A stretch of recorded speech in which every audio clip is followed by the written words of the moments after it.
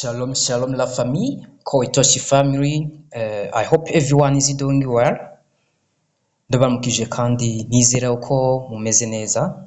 Muri kano kanya tugiye kurabira hamwe uburyo bakora KYC ya Haven 1 H1 airdrop yo muri Satoshi app mu buryo bwihuse kuko ni KYC itoroshe gukora ariko wayikurikiranye iraza kuborohera.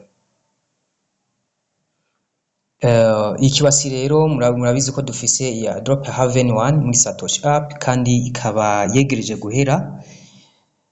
Baravuze uburyo dushaka gukuramo KYC. Icambere uko twibuka ku followinga Twitter account yabo, tugafollowinga ama channel yandi nka Telegram na Discord, tukajoininga hama tugaca twifashisha website ya haven.org. Uratanguza wezi 3, then umuntu acagenda akakora kuri register, verify n'ibindi. Babifata nkuko ari nko guharura kuva kuri 1 gushika kuri 3, ariko ni mu buryo bwo kwivuga sino ntivyoroshe. Yugiye rero kugira ukuri yo KYC bisaba kuba ufise ama link turashaka kuyatanga. Murashaka kuyabaza Rida Hardworker cyo mukayasoma ngaho. Iyo link rero ya haven1.org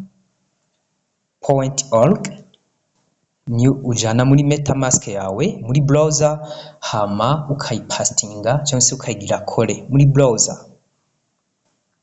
Ivyo biheze muri browser ica yuguruka igaheza ikaguhereza ivyo wifuza kubona. Nizira ko abasanzwe bakoresha MetaMask si irya mbere mu bibonye. Nuko unashira ngaha muri tab agatypingamwo iyo link, yaheza kwishiramwo agacagira paste. Mugihe wagize copy, mugihe wanditse naho urandika. Bivana network ubufise, ni KYC saba ko ubufise network ikomeye cyane, ikindi naho ukabufisa agatelefone kihagazeho, kuko irakomeye cyane kugira ngo umuntu ashoka yo ikora bisaba connection. Ucufyonda kuri join testnet, maze kwafyonda iraheza ikuguruka. Imaze kuguruka ugaca ubandanya. Nababwiye nti bivana na network umuntu abafise kugira ngo vyuguruke, kubera yuko rimwe na rimwe birateba ahandi bikanyaruka.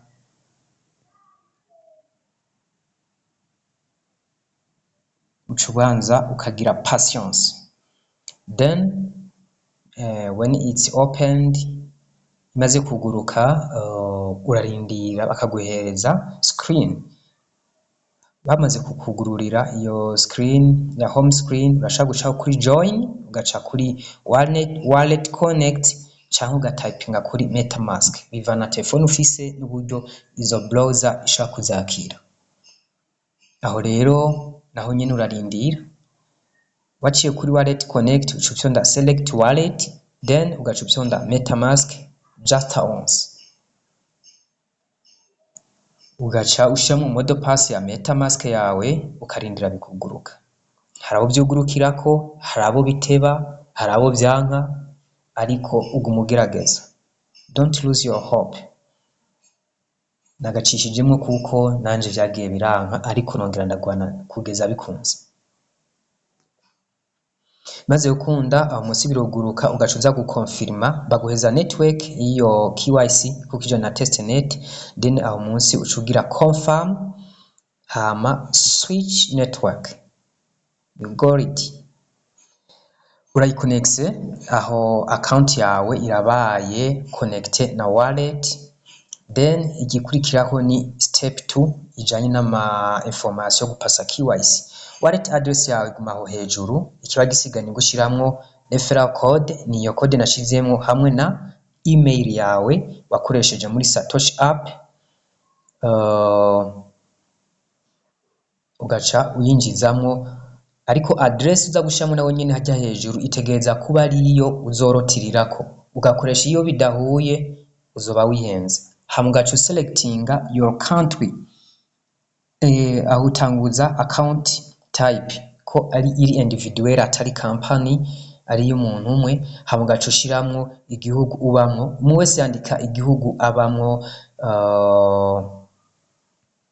Nakoresheje igihugu dukunda cane, hama ugaca ugira sign up. Umaze gukora sign up,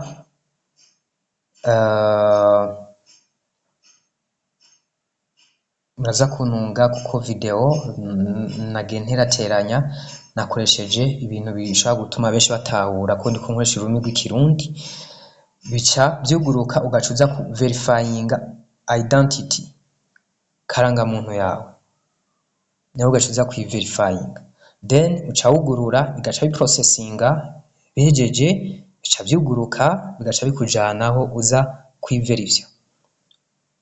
Uraduza buke buke, hama urashaka editinga info wihenze kuri identity yawe. Hariho ico bise ngo ni proof of liveness, wifata nka kujya kwa face verification, hagaca habonekamo n'ikindi bise ngo ID document, aho ushaka gukoresha cyangombwa cawe kikuranga kiriko umwidondoro wawe.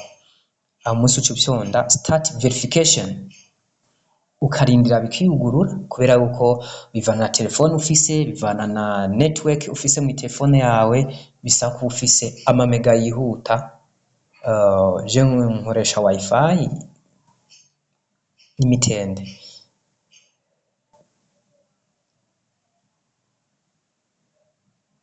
Aho bimaze kuguruka rero, nta kindi gikurikira nuko ucuza kwifata ya visage KYC kujya mumenyereye ku ifoto. Ngerageje ku byantisipa, urashamo isura yawe ukegereza neza, hama ugakonfirma bikabira heze, ugacuza na document yawe nayo ukayiverifya. Hari ico bavuze ngo ni verify your identity, utangira kwerekana ko ari wewe ukuri, ukagira face scan.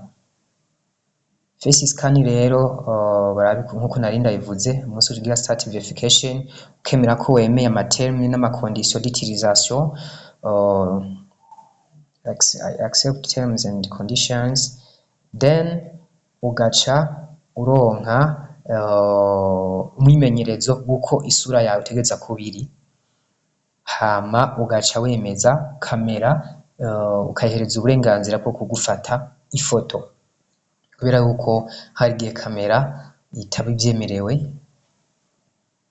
Aho nako ndabibereka uburyo baza gusikana, washizemo isura neza, havaga babigira nabi have antako imfane. Nuko aho munsi rero byohejeje kubibona, munsi ucuza grant camera permission, then ucugira allow. Iyo allow ni baza yuko ni kwemeza yuko iyo kamera iza kugufata visage. Mwibuke neza ko wallet duconnecta abari wallet twageneye ama airdrop, wallet dusanzwe tutunze ama crypto yagiye ku isoko afise agaciro kizira gupfa ibintu wihuje nayo uwishize ku ruhande, bisigwe ngo dukuba dukwiye gutunga ama wallet nk'abiri canke 3. Bashaka kugira ati ubu uzi neza yuko hashize mu isura neza, uzurajana umutwe buke buke, kandi kindi umenye neza ko ahantu hagaze habona, bisigure ngo uraba ahantu hari nk'ikimira, hari background nziza, hajya iyo visage yawe iza kuboneka neza, apana ucushira isura yawe inyuma hari ibidandazwa by'amata canke muri pharmacy canke mu aho dandaza amavuta n'ibiharage mu isoko, ama visage menshi oya. Then ugaca wemeza scan my face. Maze kuza guscanninga visage yawe ucuyiterekamo neza kugira ngo ubikore bitunganye, hama bikunde. Murabona umuntu arashizemo visage, bashaka kugira ati wemeze nimba witeguye, I'm ready. Hama ugaca kugira ati gumizamo umutwe neza, move your head close, wemeze neza umutwe wawe ushemo visage, wegere, rindira kugeza eje guskana. Wait until it is scanned. Then uhejeje kuuploadinga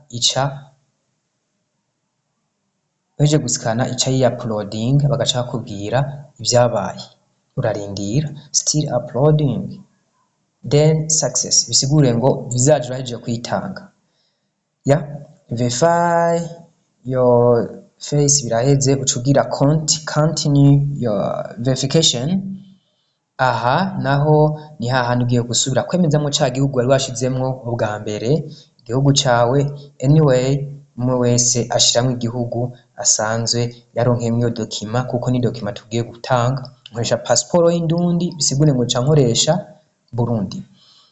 Abafise karangamuntu y'Indundi mukoresha karangamuntu y'Indundi. Aho kuri karangamuntu uza kwerekana hajya ahantu hari visage, ariko je kumva nagize passport ni kote imwe. Afise permis de conduire nabo aho mwerekana murahazi, ugaca upyonda scan my document, ugaca utora ca cangombwa cawe ukaza kugisikana. Murabona yuko iriko irasikana, ugashira ahantu habona neza. Ni vyiza kuza kubikora ku masaha yo ku murango mu gihe haba hari umuco ukwiye, canke ukabikora masaha y'ijoro, ariko mu gihe ufise itara ribona neza. Uhejeje ugaca ugira continue, uca urindira rero amasaha 28 kugira ngo umenye neza yuko ya KYC yawe yakunze. Aha munsi naho ugira finish. Iyo ya KYC ikunze uje gutanga document barabikwereka ko zitanze, hama iyo ya KYC yakunze uraheza ugaca uza kubirabira muri email address, kuko baca bakwandikira. Aha munsi rero nta operation ushaka kuhakorera mu gihe KYC yawe itarakunda. Baronda ba utilisateur, nayo mpamvu batanga izi airdrop kugira ngo twese tuze turonkeko. Then iyo byakunze rero muri email yashaka kwandikira bakakubwira uko byakunze verification, ndetse bagaca kwekana wallet yawe uzozironkerako, hama ugaca wishima kubera yuko ibintu biba bigenze neza. Nanje nkaca ndakubwira nti congratulations. Bene data, nuko rero iyo KYC ikorwa, muze kubikora mutekanye. Uwo byanka asubiremo, byanse kandi yongera asubiremo, hama turindire ikizokorwa. Anytime dushaka kuronka indi update twoyibasangiza. Reka tubipfurize amahoro y'Imana. Bisigaye mukore subscribe, muhereze video abandi kugira ngo bashe kuba bokoroherwa kubikora. Tuzosubira. Ciao ciao.